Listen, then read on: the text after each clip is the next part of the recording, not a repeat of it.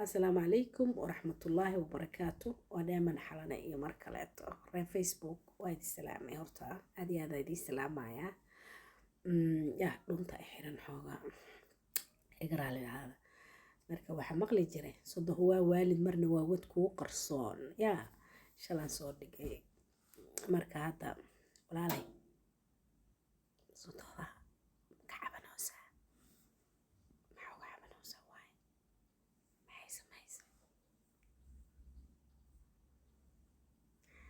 أن بريان صده نقدونتا waxaa la rabaa gabadha wiilkaaga uu soo goorsado